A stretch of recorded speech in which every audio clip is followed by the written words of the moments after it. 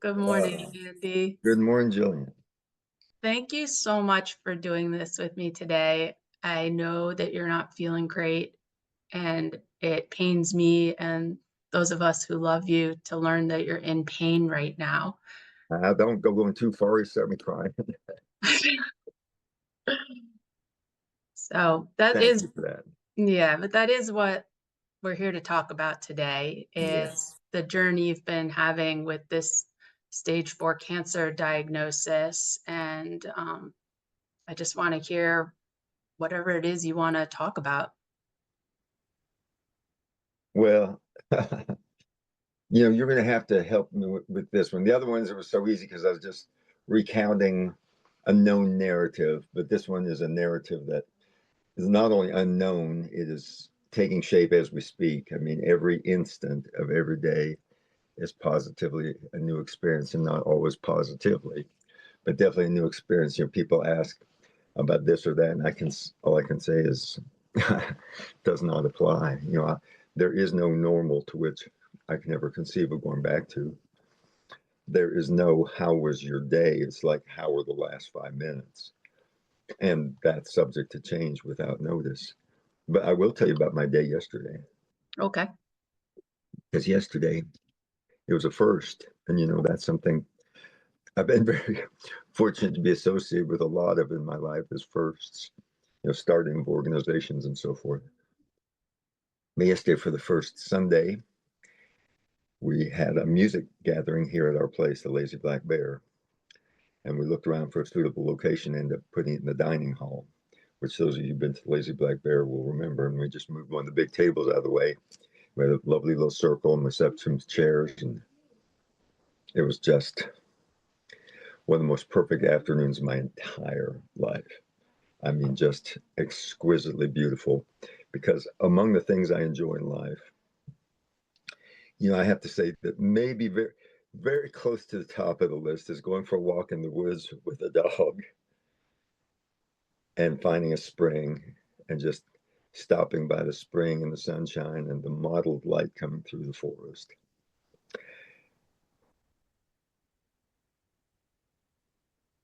And just taking a dip in my little quarter cup stainless steel measure that I carry with me for dipping water out of just such a spring and then drinking water straight from the spring. So that's near the top, if it's not the very top. And then obviously the warm embrace of a beloved. But number 3 on that list is playing music with and singing harmony with other people. There's something so just fundamentally deep and profound and elemental about the blending of human voices in song. So yesterday, not only did we have a wonderful group of musicians, and it was the first time this particular group had gathered. All of us had played in one form or fashion with others in the group before, but that particular configuration, and there were a couple iterations throughout the day, but as it wound down towards the end of the day, there were like 4 or 5 voices, and this dear friend of mine, Vanessa, who took the permaculture course at the Lazy Black Bear back in 2003, and had reappeared in our life briefly thereafter with a prospect of even possibly living here with a partner, Mike Jolly, at that time. But that didn't pan out, so I have not seen her in over a decade. And she just happened to show up for a visit, and she's very, very near and dear to me. But on the day we were playing this music, so she was there with her new little baby, a little guy named Ember, who was very cute and very engaged, and we made a lot of eye contact, little Ember and me. But she was there to lend her voice to the singing, but mostly it was some of my nearest and dearest musical companions. And we just found new spaces to get together with each other in this music and to find our voices and to harmonize and to just share in that joy of making music together. But as the day was winding down, I started bringing out some of my old songs that I've occasionally played for other people, but seldom and never in a setting where anybody else would sing along, except to the extent that they might hear a chorus and sing the chorus. But no, and so we actually worked on a couple of these songs and sang them over and found our voices together. And one of the people singing is this young man named Wyatt Blankenship. And Wyatt, for the first time yesterday, in ways I'd never heard before, had found his voice. And that's such a deep and meaningful thing in the songwriter's experience, I mean, a musician's experience, but in anybody's experience, is to find your own voice. And Wyatt, I've known him since he was 13. His dad moved down here from Lafayette. They'd had a terrible breakup. Wyatt was living with his dad, and he found his solace in the collection of Stanley Brothers records that his grandfather had amassed. His grandfather had over 100, I think he had 111 LP recordings by the Stanley Brothers, which might have been their entire output at that point. And Wyatt was growing up in bluegrass. So anyway, somehow Wyatt, little 13-year-old Wyatt, found his way to our music circle. And Wyatt has been with us. I think he's 22 now or whatever it is, but he's been singing with us. You know, first he was tentative, cautious, but now he's a multi-instrumentalist with a deep, rich voice. But one thing Wyatt and I have been doing for a long time is singing harmony. So Wyatt's my voice now. The places we can get that even he and I couldn't get before, but now we can get there pretty easily. And then to have other voices join in, and these are people we know well. The great mandolin player and bass player named David Woodsmall was there. And then Richard Owens, the pawpaw guy, you know, he has the Hoosier pawpaw business. Little did we know the musical talents he has, and he is also a brilliant mandolin player. And of course, there's little Ren and his dad Adam, but they had sort of dropped off by that time. But so there were a few of us singing there, and Vanessa was there, and it just opened up this whole new avenue for whatever life remains to me. That I intend to play music with the same group of people and anybody else that joins us every Sunday. But eventually I want to start recording some of these things.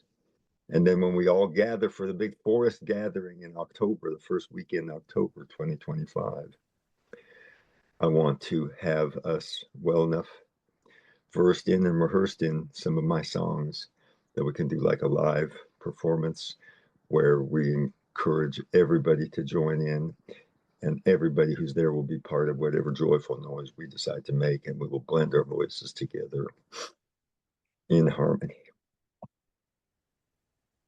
That's beautiful, Andy. I'm so glad you had that experience yesterday. Well, then, after I finally got up from playing music and went in the house and did some other things, I had the worst night of the most intense pain I've ever experienced in my life. And you have to remember that when I say that I can never remember in my life, that might go back 5 days. But the last 2-3 weeks have been an amazing journey. Because, you know, I actually skated through the first year and a half or more of my diagnosis because I was floating on this bubble of love that all of you and all my dear friends had cushioned me with. And I was trying this and trying that, and people were sending me YouTube videos and sending me pills and formulas and potions, and everybody sending love and prayers and lighting candles and just doing everything they could to keep me with us. And it worked until it didn't. And then a couple, I can't remember exactly how long ago, excuse me, the pain broke through. And this was a new pain. And it corresponded with 2 other things that happened. I'm sorry, my voice is a little breaky, shaky here, because I've also been writing this morning. I've been owing all of you and my dear friends an update on what's going on in my life. And so I've been writing that and crying as I reflect on some of the things that have been happening in the world and in our little community here and in my community of friends.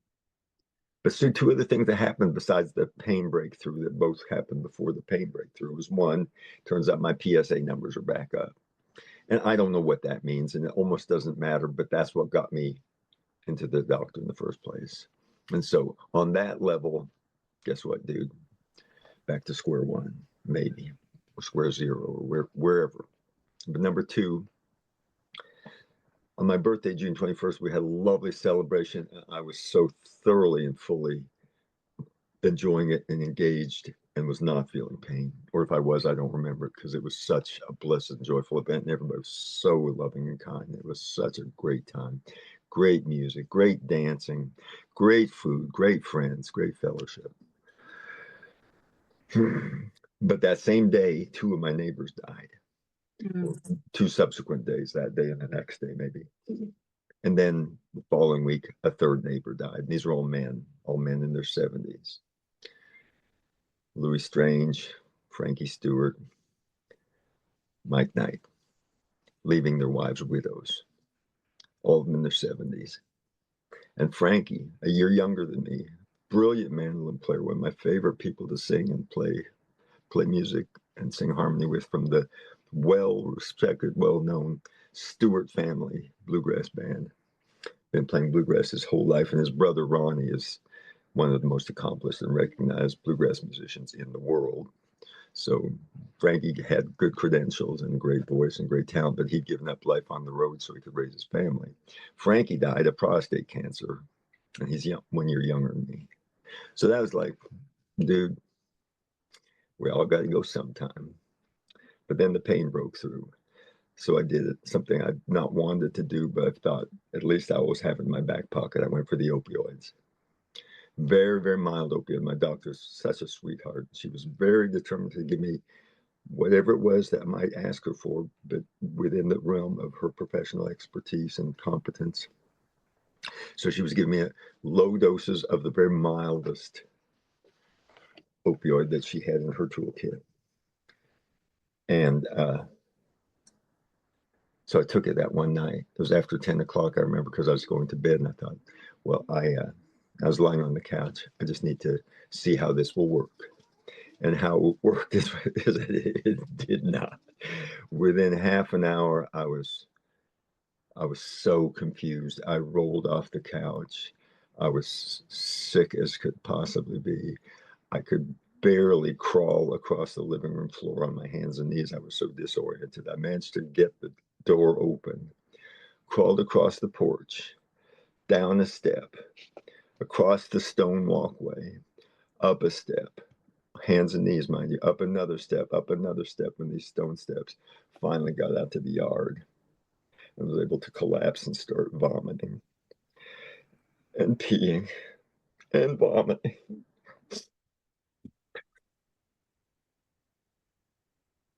All night long. No sleep all night long. Just misery. Grateful for mosquito bites because they distracted me from the itchiness that was itching me from the inside. It was like every description I'd ever read about cold turkey from heroin. Only I had never tried heroin. I never had any interest in opiates. And here I was just experiencing, something out of William Burroughs. And it never stopped. But finally the sun came up. And I was able to get back in the house. I didn't call Yolanda, my doctor, because I didn't want her to commit me to the hospital because I couldn't bear the thought of being in the hospital. But so the next day, various friends came and attended to me, but I couldn't even drink a cup of Pedialyte, the stuff we give to the orphan possums to restore their electrolyte balance, without throwing up. I threw up all day, no food, no sustenance that day, until finally Yolanda and Andy said, Andy, we can put you in the hospital, but not overnight. You just go in and we'll feed you IV fluids and we can get you back to some degree of health. And I said, oh, hell yeah, let's do that.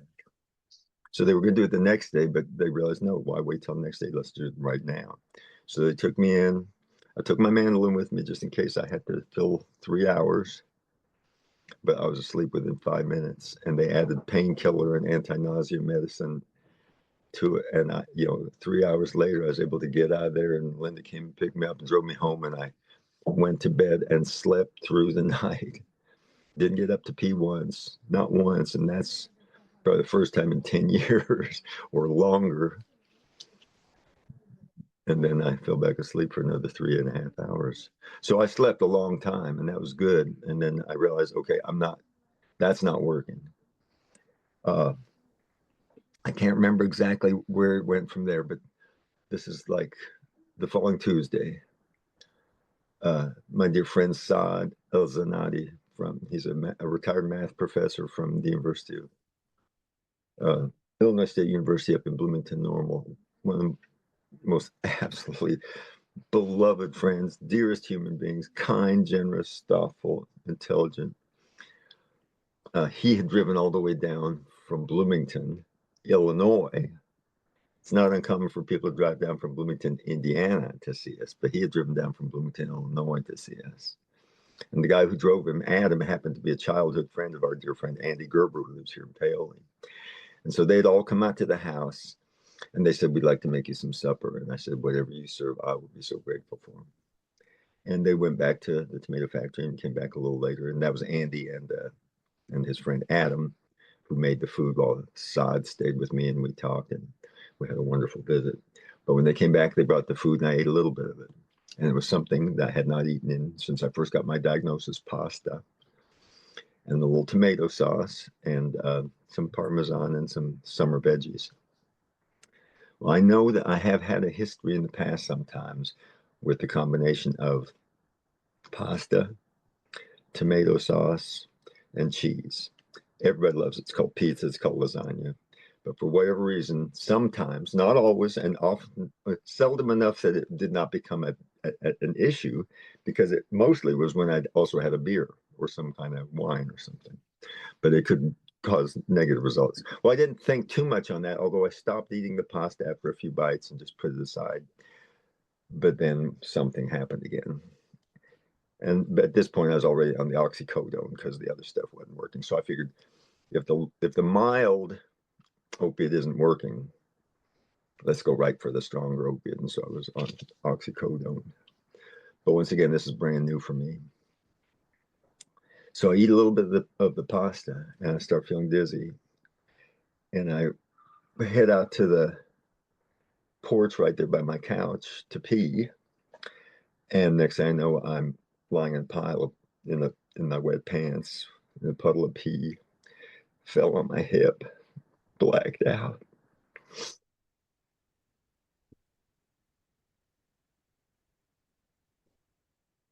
Andy's a big guy, Andy Gerber. They make a plan real quick. Andy picks me up, they carry me in the truck, drive me quickly to the emergency room.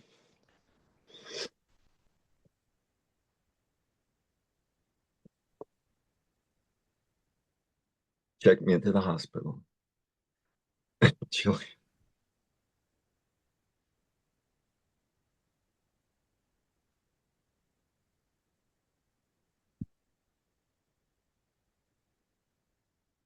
People who were in that room that night, including my doctor, and she's an OBGYN. I mean, she's been there for so many births and all sorts of complications and everything. But they said they had never seen anything like it. I mean, and I can't even begin to explain how unfamiliar it was to me.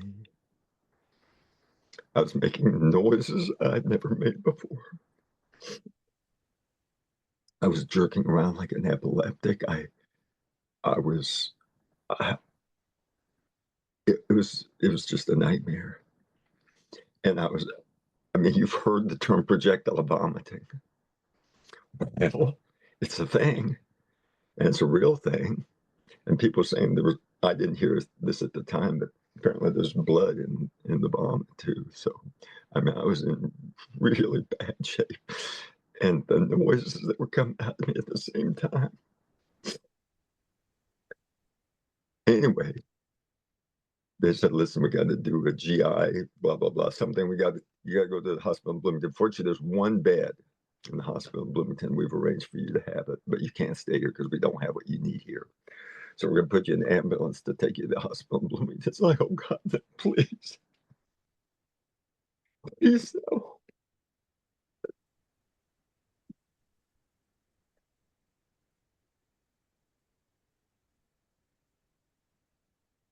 At that point, needless to say, I didn't have a whole lot of say in the matter. And I was grateful for the love and the care. But I had this fear of hospitals. I spent time in hospitals as a kid. When I was 8 years old, I was paralyzed.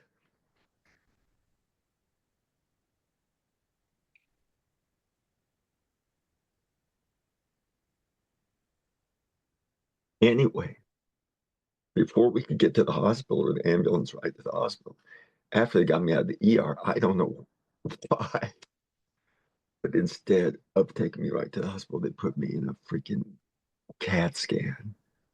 And I'm like in this body I don't know, trying to figure out what the hell is happening. I'm in intense pain. I'm in this deep nausea. Breathe. Don't breathe. Lie still. You may move now. And I'm in this chamber, and there are these weird lights, and it's like, what the is going on here? And then I come out of this machine. Thank God I came out of that machine. It's like, no, now we need to do x-rays. So it's like, put your legs over here. No, can you move? And I was like, ah. So they had to do this whole range of x-rays. And what's interesting is when I was in the emergency room and in the CAT scan machine, there was a fly. There was a fly that kept landing on my nose. And it would not leave me alone. But I was powerless to do anything about it, of course. So finally, they strapped me down and put me in the ambulance for this bumpy drive in this alien environment where I know where I'm going. I'm going to a hospital. You know, I'm in an ambulance. I'm going to a hospital. You know how many times I've been in an ambulance before? I don't think I've ever been in an ambulance before. And guess what? They're in the ambulance. There's the fly. And I'm thinking, you little son of a bitch. And then he says, no, the fly says, but dude, I'm from Orange County. I'm here to keep an eye on you. Now, yes, I'm a fly, but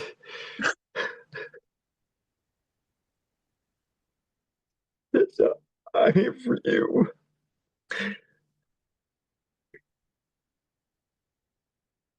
So they get me to this.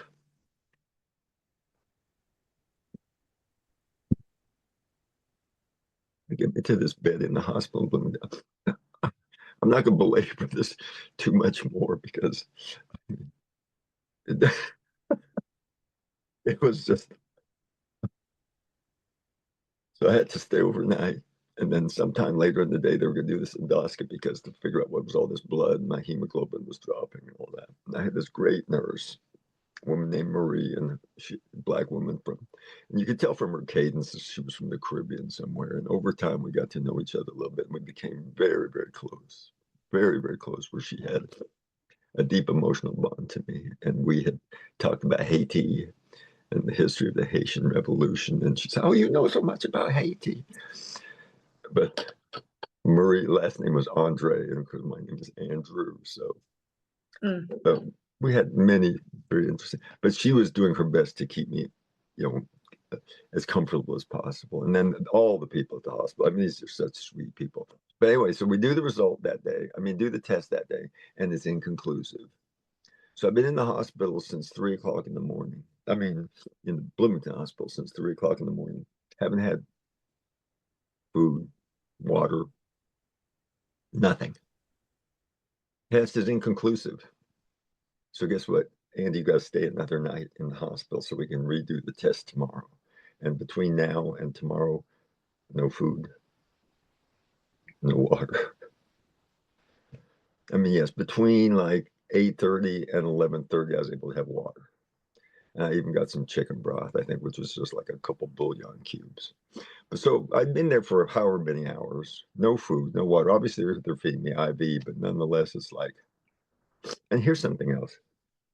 You know, it's been a rare thing when I've gotten over 170 pounds in my life, but it's happened a few times and not even that long ago. But you know, this past week I was under 150 pounds for the first time in my since junior high school. So it's like, you know, things are changing, and your life is changing, your body's changing, your world is changing, and so they're feeding me anti-nausea meds, and they're upping the doses on these. Because that first night I said, no, please just let me go home. Please just let me go home. But they say, Andy, if you know, if your bleeding continues, you're just going to have to get back in the hospital. Everybody's that loves me is like, Andy, you know, just if you can just stick it out. Assad is telling me this. My doctor's telling me this. You can just stick it out overnight. They'll do the procedure tomorrow, and you get to go home. And then we'll know more. And then if there's something that can be treated, they can treat it. And if there's something to be found, they'll find it. So they persuaded me to spend the night. But what didn't happen between that night and the next morning is from my intention to go home to my decision to stay did not get conveyed to the team that was scheduling the endoscopies.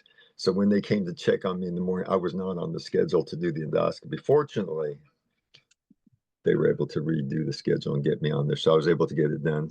And they found an ulcer and some other stuff. And there's things that can be done for that ulcer. So anyway, that stuff is dealt with. But the meantime is like pain medicine, and it's all these opioids. And then I said, now I've got to get home. And getting out of the hospital is much, much harder, much, much harder than getting into the hospital. So my dear friends, Paul Nord was there, and Margie Van Auken and Strats, Spiridon Strategos. They were there, and they were trying to help run interference for me. Marie is like, Andy, no, we'll get you in the ambulance. You just stay here till 9 o'clock, and the ambulance take you back to Paoli. I said, Marie, I got to get out of here. I got to get out of here. But here's how we got out there. Hospice.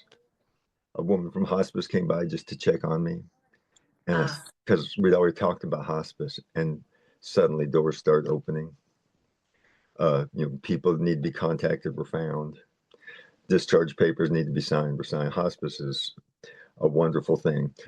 So they're loading me up with oxycodone, Dilaudid, and they give me this is Marie trying to help me, and an extra strength fentanyl patch just to get me out of the bed into the wheelchair, to get me downstairs.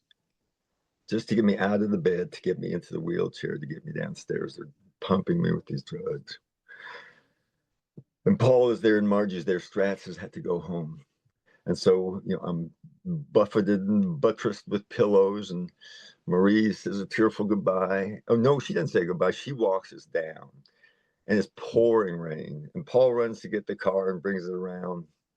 And there's just this little awning out there in front of the hospital. It's pouring rain. Paul gets the door open, and I get in this car. They get me in the car. And, there's pain, but guess what? I'm in the car, and I'm heading back to Orange County. So I say a tearful goodbye to Marie. Paul straps me in, and we're on our way. We did make one little detour because the house I bought back in 1976 in Bloomington, Indiana, up at the north end of town by the stadium, corner of 15th and Woodlawn, I just sold that house.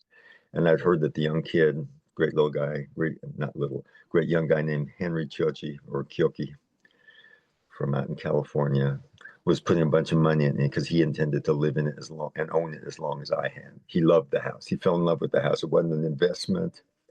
It wasn't a convenience. He had walked by that house on that park, and he saw the same thing that I saw all those years ago. So I'm so grateful through a series of circumstances that Henry and I found each other, and I met Henry's dad from a distance, Frank Yoki.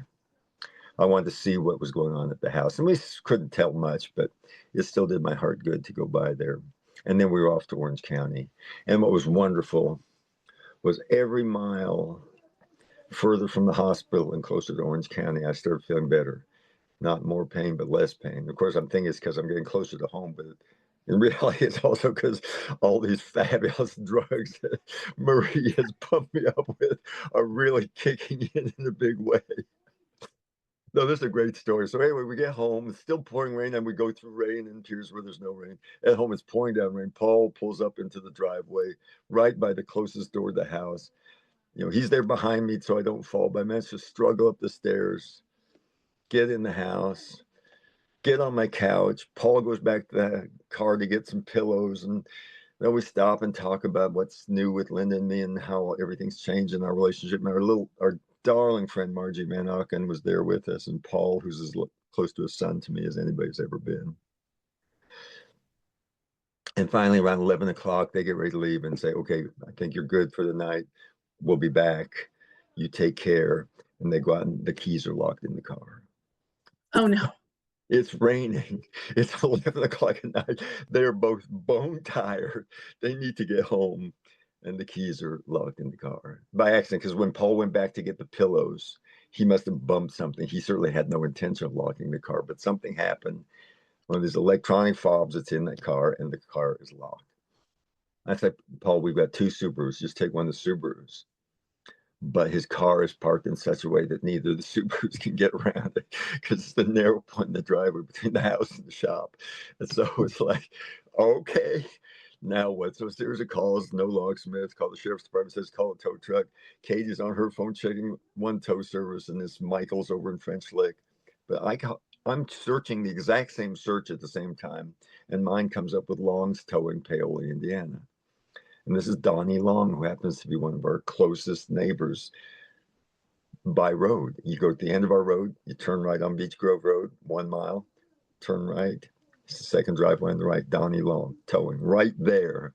So I call him in the middle of the night, say, Donnie, I don't know if you remember me, blah, blah, blah. And he said, oh, heck yeah, I'll be over.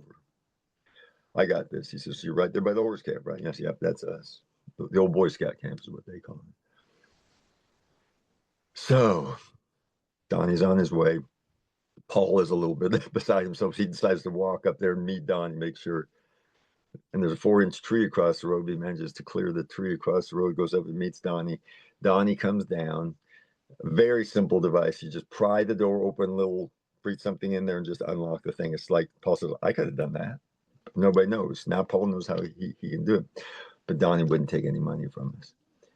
He said, no, you don't owe me anything. We gave him money anyway, because that's the way you do it here in Orange County. But he didn't expect any compensation. 11 o'clock at night in the rain to do that for a stranger. Now, obviously, Paul was a stranger. I'm not. But that's what I love about Orange County. All right. So then, I've got this regime of anti-nausea meds, oxycodone, something else for something else, something else for something else. So I'm living out these little orange bottles now, something I've never done in my life, certainly not that I can remember anyway. And there it is. Everybody's gone to bed. I'm sitting at the edge of the bed and I'm thinking, wait a minute. I've had 2 major episodes in the past 2 weeks, both of them these Tuesday night episodes. And what do they have in common? What they have in common, of course, that was about the pain, but wasn't the metastatic prostate cancer that was making me sick. It was the opioids. And the nausea, which was the fundamental response both times, was a reaction to the opiates. And I realized, there's only been a few times in my life I've taken opiates. It was for tooth pain, which, as anybody who's had it knows, is a miserable pain. So I tried codeine with, what's it called? Tylenol with codeine, or whatever it was. Codeine, I think, is, it's like a relatively mild opiate. And I got deeply sick on that stuff. Just my head spins and get nauseous. So I just always avoided opiates. But so there I'm thinking, wait a minute. That was the opium that got me in the hospital both times, not the cancer. Now, that's not to say the cancer's gone or that it's going to be benign or that it's not going to hurt like hell. But right there, I said, I'm done. I'm done with opiates. I just took the pills, pushed them off to the side, took that patch off. Actually, I'd help with that. I'm done. I'm done with the opiates. So that's where we are now. I've gone cold turkey. It's been 3 days or more since I've had some, and I'm grateful, because one of the things that the fentanyl did, and this is absolutely clear in my mind, fentanyl is death. It's either quick death or slow death. That's up to you, but it's death. Because once I started taking that fentanyl, it's like I was gone. My mental clarity was gone. And Jillian, when I came out of the hospital, I did not literally expect to live 3 more days, because I could not live like that. And so at least now I'm in intense pain, mind you, intense pain. Last night was unreal. By the way, I told you about the music, but the music was followed by, guess what? You sat too long, dude, and you did not You did not accommodate the other reality, which is that your bones are doing whatever they're doing. We'll talk about that in just a second.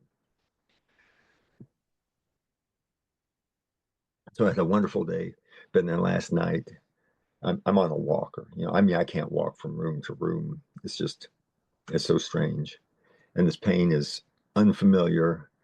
Means everything in my life has to be reordered around this pain now. But I'm okay with the pain as long as I can keep my brain and sit in a chair long enough to do some writing, because I've got some writing I got to do. People want to hear from me, and I want to let them know what's going on. Now, obviously, some people will prefer to get this information in this fashion, but other people like the comfort that comes through words sometimes, or at least the written word. So I've got to be able to do that. But what I do have is the opiates had just destroyed my ability to string together a meaningful sentence. And that for me is a death sentence. Not being able to think, not being able to think clearly, to be very real with myself in the moment of my own experience. So there's that. That's how I am today. So that's quite a journey you've had the past few weeks. And I guess I'm thinking about, in a larger, take a step back picture, when you were diagnosed. I don't actually remember the year. It was 2023, probably somewhere in late January, early February. So you've been living with this for 2 years? Year and a half, a full year and a half, I'd say, yeah. So I remember when you first got the diagnosis, it's of course scary. And when you would write your updates on what was going on, it was very much like, I don't know how much time I have. This could be a few weeks, a few months, a few years. We have no idea. And that is the nature of most cancer. We just don't know. But you started to do things differently at that time, knowing that time is definitely, there is a time limit, because we can live like our whole lives like pretending that there isn't, and then you get a diagnosis and it becomes much more a reality that there is a finite amount of time that we are here. And you made changes, and then, like you said, you got so much support and love, and this actually was in some ways slow moving. Your cancer, you chose not to do conventional treatment, no radiation, no chemotherapy. So you didn't get sick from the cure. No. And so you've been living almost like, actually, I feel better than I've ever felt my whole life. Like when, not recently, but until the pain caught up with you, you actually seemed in great health. And so this is a big change now. This is a big change now, but the reality is the last year was such a year of clarity. I was able to find words to express many things. I was able to share those things with other people. I think other people got meaning from it. I certainly did. And my life has been an absolute blessing. Even the pain is a blessing. Everything that's happened to me since I got that diagnosis has been an absolute blessing. I know it's hard to believe, or at least understand, maybe. And the reality is, it's just because it removes the veil, and some of the veils, and there are many veils, there are layers and layers of veils. But the fact is, we all have a terminal condition, and it's called life. And the fact is, we all have to leave sometime. And so this gets me back to the metaphor of the cicadas. And that is this whole thing about this amazing creature. And anybody who lives in the eastern United States probably has some familiarity with them. And if you haven't, you should, or you will. Where in our area, it's a 17-year periodical cicada, the magic cicada, as they call it. And they live underground for 17 years, sucking on a tree root. Now, we don't know exactly how complex the world of the subterranean cicada is. All we know is that every 17 years, some inexorable urge and compulsion has them ascending through the only totality they've ever known, which is the darkness below the surface of the earth, up towards that surface. Something pulls them forward, pulls them upward. Some inner compulsion, some outer force, who knows what it is. But then there they are by the billions, and they're emerging at the same time. Now, what's interesting about the cicada, of course, is that in its larval stage, it has an exoskeleton, and we call it a skeleton, but we think of a skeleton as a certain thing. And I have an endoskeleton. You have an endoskeleton, but they have an exoskeleton. That means the structure that holds their body together is outside the formless mass within, whereas the formless mass without rests on a nice, neat frame of bipedal skeletal muscular structure. And we walk about with our inner skeletons as they ascend to the earth with their exoskeletons. Well, when the cicada reaches the surface of the earth, I mean, it's hard to even contemplate what a different environment is this new environment that this little cicada finds itself in, as its compulsion leads it to continue climbing and find a nearby trunk of a tree, or if it happens to be in a human area, it might be a house or a lamppost or something. But as they climb, that little exoskeleton starts to harden, and eventually it won't go any further, and a big rift opens up in the back of this exoskeleton, and this formless mass inside emerges through the crack in the back. And this is the mind-boggling part. I mean, they get for the first time exposed to the air, for the first time exposed to the sunlight, to clouds and sensation, maybe rain, precipitation, whatever it might be, color, smells, sounds.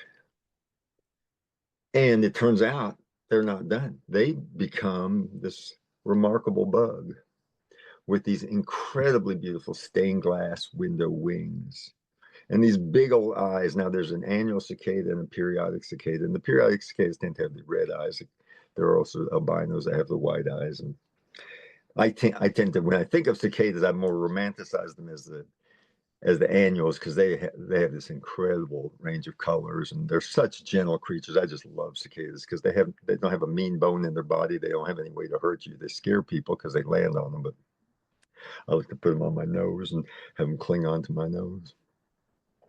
Anyway, but these cicadas find they have a body, and this body has wings, these amazing wings. So not only can they hear and see and smell, they can fly, and they can sing, and they sing. They sing and they sing and they sing. They spend their entire lives, and their lives might only extend another 2.5, maybe 3 weeks from the time they emerge from the ground, and then they're done. But during that time, they just get up above the treetops, get up there in the sunshine where there's nothing but cicadas singing and bouncing around, you know what, having sex, whatever it is the cicadas are going to do when they finally get together for their big to do. And then that's it. Maybe they're eaten by a possum, a fish. You don't need to buy chicken feed during cicada season. You certainly don't want to go fishing during cicada season, because they're not going to bite anything you throw in the water. Anyway, cicadas are marvelous. Well, I mentioned the cicadas because this is the same thing's happening to my inner skeleton, my endoskeleton.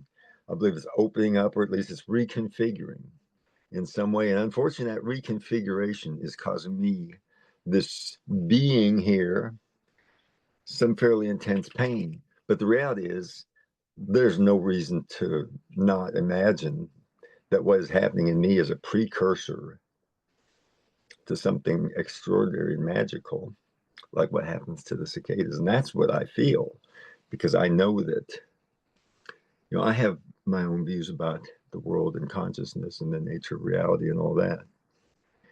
And I'm very comfortable, very, very comfortable with everything that I know about the world. I'm very sorry that I don't get to go walk in the woods and drink from a spring. Not right now. That is certainly my goal, is to be able to walk in the woods again and drink from a spring, but that may never happen. But that doesn't mean I don't still hold that thought very dear in my heart. And I know others will probably go collect water from a spring and bring it to me if I wanted them to. Plus, the water that we drink in our kitchen is from our spring, and it runs through a few filters to get rid of sediment and stuff. But That's the best water on earth as far as I'm concerned. So here's the other piece of it too, though. Part of the reason I've resisted, using conventional medical treatments is because I can't help but think that just as I am of the soil and I am a creature of this forest also wants me to live up to my potential and to know a life of joy and purpose. And there's something in the forest that is exactly what I need to meet my needs in the moment. I just haven't, I've been relying on my intuition, my sense of connection, my relationship with the forest to find these things. And to a great extent, up until 3 weeks ago, it was working beautifully. But now, obviously, I either need, well, no, here's the reality. It's not Andy and his intuition. I'm done. I am done. But that doesn't mean I'm done. What that means is I'm asking for help. It means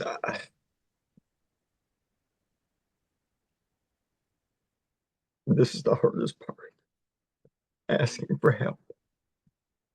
Linda has an even harder time than I do. I'm asking for help. I can't do this.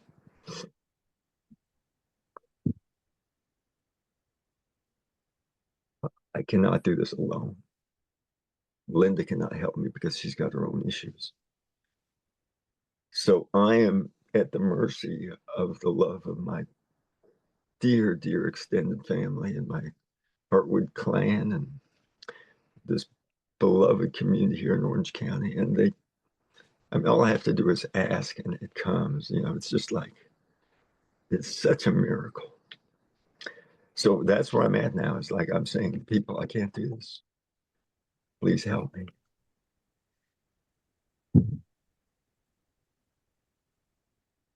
And they are. I mean, they've been organizing meetings so we will always have fresh food so that people will come and clean our house. If we need to go somewhere, someone will come and get us. I mean, my life has been such a gift and a blessing. And, I tell you what, I don't believe in death. I don't believe anything could possibly die. Certainly we experience the death of those we love and that we see. But, that notion that I would die, there is no I to die. Now, what there is an I for is to feel pain. So now I have to understand and learn to process this new relationship to this self that doesn't really exist. What does that mean? So, because I don't need to have a sense that I am something separate from anything else. I just want to not be in pain. And so that's sort of a major focus of my life right now in this instant, is to figure out how to not be in pain. But I don't fear death in the slightest. I can't help but feel, people always wonder what happens after death, but how many people spend as much time thinking about what happened before birth? Who were you before you were born? Well, if you can't answer that question, there's no point even contemplating who you're going to be after your quote unquote death. And the reality is you've always been and you will always be. Now, I ask myself, what is the nature of this world without me in it? And the answer is, there is no this world without me in it. There is no objective world. There's only the subjective. Everything you ever experience is entirely subjective. Now, there's what I would call a consensus reality. And these are the places where we find shared understanding. And one of the main places that happens is through language. And language, of course, is the basis of culture. But that whole notion of Descartes, that I think, therefore I am, requires the entire history of the human experience to come up with the language that produces the words that convey the thought. So there is no I without we, and there's no we without all. And within all, there's only one. So how could you possibly be separate from the all? And if that all is given a name, and there are numerous names throughout history and throughout time and throughout culture, but that name is God, and it has many other iterations. But there is one thing and one thing only, and that thing is entirely subjective. Within that subjectivity, there's pure sensation. pure sensation. The thing about sensation, it does not require that which is sensed and that which is sensing. Sensation is simultaneous. It is in the instant. Where things get more complicated is in the moment. Because instants don't create memories, because there is nothing to remember, because you are just engaged in the sensation of the fullness of your own experience. But we humans carry at least three levels. There's sensation. And that, like I say, does not involve any borders or boundaries. It's just pure interactivity and intersubjectivity. But we humans take it to another level where we call it experience. And the distinction between sensation and experience is sensation just is. Experience has an experiencer and an experience, that which is aware, and then all that there is to be aware of. So that's where we create this essential distinction between ourselves and everything else that there might be. And so we call that experience or consciousness. Now, when I talk about consciousness, I'm talking about sensation more, but consciousness in the sense of self-aware sensation. But self-aware implies that there's a non-self to be aware of. And this pure consciousness, here's how I say it, and I've said this many times. In the beginning, there is no beginning, there is no end, there's only consciousness. Consciousness can be neither created nor destroyed. All consciousness is self-consciousness. So we humans add a third layer, sensation, experience, or consciousness, in which there is a distinction between that which is aware and all there is to be aware of. Narration. Narration. So sensation, consciousness, cognition, something is aware that there's something to be aware of.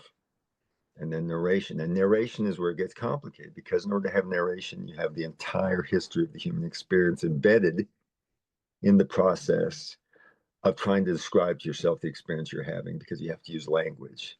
Is there such a thing as thought without language? You know, what is the basis of language? Where does language come from? What is language? All that is in these stories we tell ourselves. But the power of narration, and this is the amazing thing, the power of narration is you don't get to decide what happens to you, but you do, on a very fundamental level, get to decide what it means to you, how you feel about it. And that is where you absolutely are on top of your own experience. But it requires you to adopt the language of separation.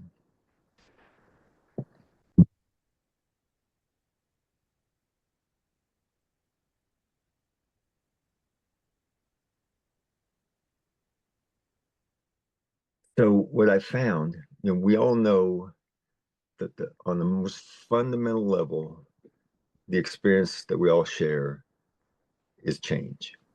You change, I change. You blink and look back and you think you're looking at the same thing you looked at before, but every molecule has been rearranged or reorganized or restructured, whatever it is, you know, is a constant buzz and hum of activity, this reality we've got. But there are things in the human experience anyway that I believe are unchanging, and those things are called relationships. And I think that is really, uh, if my life offers lessons, that's Wagner, one of my most meaningful relationships, a boy and his dog, is that while the circumstances of the relationship change, the relationship is eternal.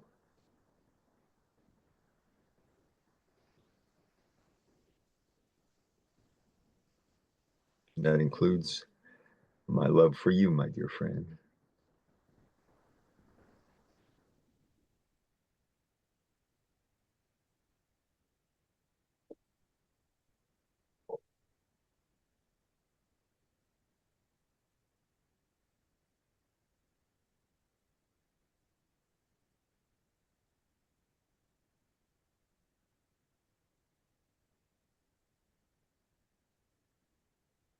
surprising to feel so much through a computer screen. Yeah, well, I'm so grateful to you because, here's something else. I love words, as you could probably tell. I spent my life sort of learning how words can be used effectively to convey kinds of information, to express what's in our hearts. But there's two very, very, very fundamentally different ways I apply words. One is through the written word, and one's through the spoken word. And I love the written word because it gives you an opportunity to really just like weigh each individual word on its own merit. And most people don't do that, but I am sort of obsessive about that because I just love the inflection of the individual word, how the two words relate to each other, how five words can convey a sense of meaning of some kind. But so I love the written word, but there's some kinds of information that go directly from the spoken voice through the ear and into the heart of the receiver. And in these instances, we realize that the words are impediments to the connection that already ties us together. Not impediments, but nonetheless, you scrape away the words, and that's when the communication really starts.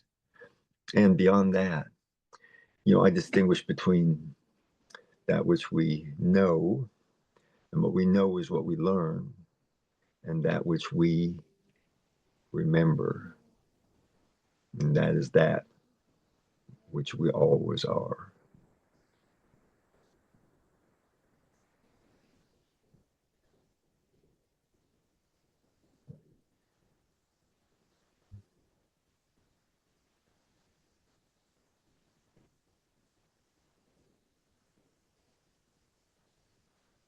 And so I'm grateful for you for giving me an opportunity to share things that's taken me a lifetime to remember. Well, I'm really grateful for you spending this time with me. It's very special to me. And to me.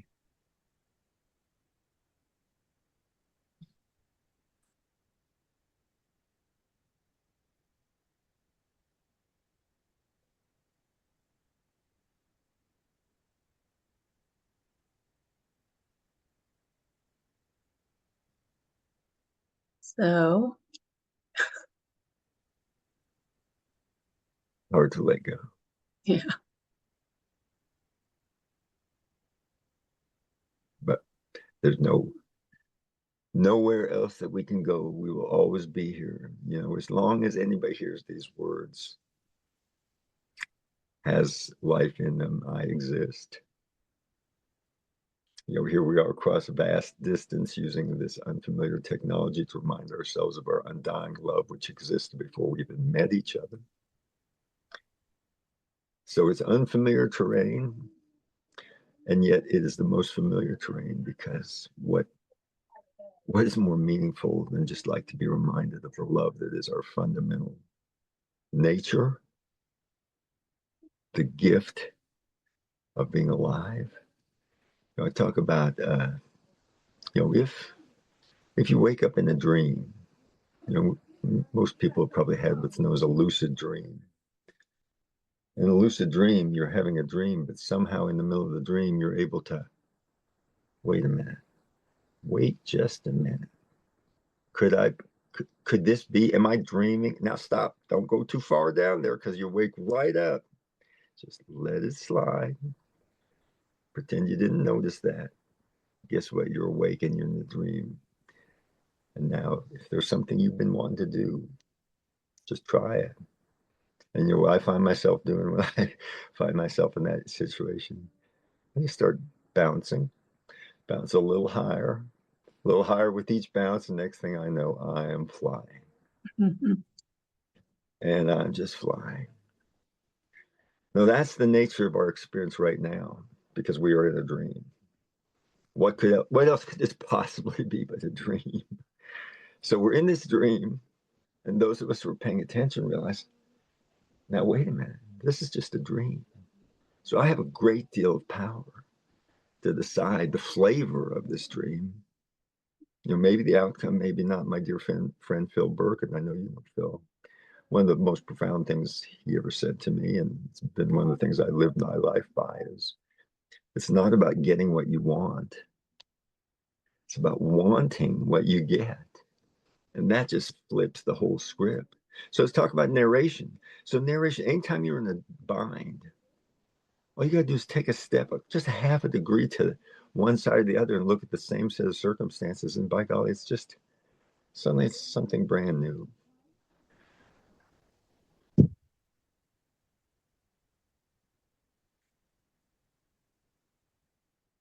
One thing you said to me that has stuck with me is about how amazing it is that we see everything in such finite detail. This illusion is so real. Complex and intricate. Yeah, exactly. And persuasive, to say the least. Oh my goodness, yes. Yeah, well, where I was going with that, if I can remember again, I lost it, then I found it, and then I lost it again. I think I can get there. Is that if you're awake in a dream, what does that mean? That means that you are God creating the universe through your every thought, deed, action, desire, and intention. Because God is not separate from anything else, because there is nothing else to be separate from. So if that is the fundamental nature of reality, is that there's one thing and you are part of that thing. That means you are God. Not you separate, not you distinct, not you by yourself, not your ego, none of that stuff. But the fundamental sensation of the interior being is the experience of creation. You are God creating the world in this instant through your every thought, deed, action, and intention. So, what kind of world are you creating? And second, what sense of responsibility comes with that immense power? And for me, it comes down to two things. And these are absolutes for me: joy and service. Joy and service. Joy does not mean that every instant is going to be great happiness. Joy means that it is a blessing to be in a position to be able to offer whatever it is you have to whatever it is that needs to have something offered to it. And service is that offering. And so when you can find joy in every challenge, in every instant, in every opportunity that presents itself, and at the same time find a way to be of service to others,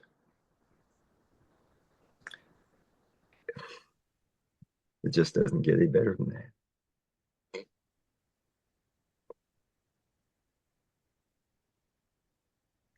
That's not always easy. No, no. I mean, we're in very dire times right now. And here's the reality with that: horrible people have immense power. They're doing contemptible, cruel things to the most vulnerable among us. And here's how I respond to that: is there has always been injustice in the world. That does not mean we have to tolerate it or in any way make compromises with it. They, whatever the they is, are going to do what they are going to do. And a lot of that's going to be horrible stuff. But guess what? We are going to do what we are going to do. And that is going to be to bring a world of love and peace and kindness into being through our living it right now, not in the future. The future belongs to those who are living it right now. So if you want a world of peace, be the peace. You want a world of kindness, be kind. There's no greater investment in the world than in your neighbors, because there's no greater gift and no greater wealth than a good neighbor. So be one.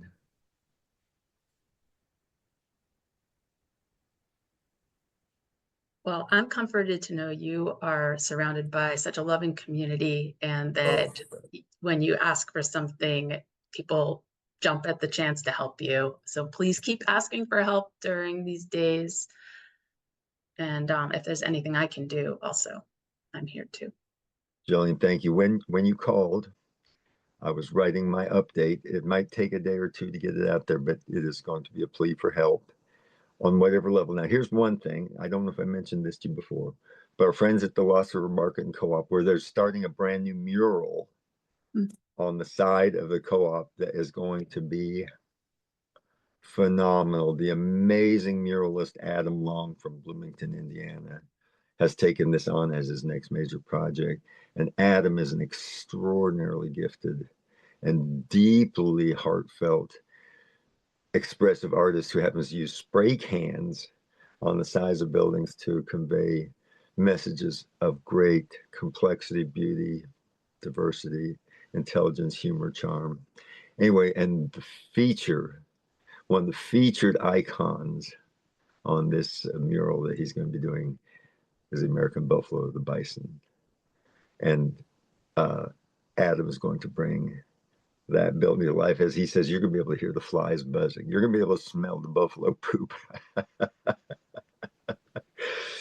uh, yeah, but what they're doing at the co-op is they're encouraging people, if they got pictures of Linda and me somewhere, somewhere from the last 3 weeks or the last 50 years, if you've got any pictures or stories or remembrances, anything about Andy and Linda, you can send it to Lost River Market and Deli, or Lost River Co-op and Cafe, excuse me, our new iteration, and they will get it to us. But if you just want to share stuff with us, send us Linda. There's nothing brings more joy to Linda Lee than personal mail in the mailbox. And when I first got my diagnosis, oh my God, were we inundated with love, and we adored it and we appreciate it. And guess what? It kept me alive for a year. So let's see if another round of photos and mail and memories and poetry, whatever you got, people, send it to Lynn and me. We love you. We love you. We love you. And we certainly do love to see your names on the return addresses of personal mail in our mailbox. This is Andy saying thank you and goodbye from Possum Ridge, and we'll get back together with you next time. Thanks so much, Andy. I love you. I love you.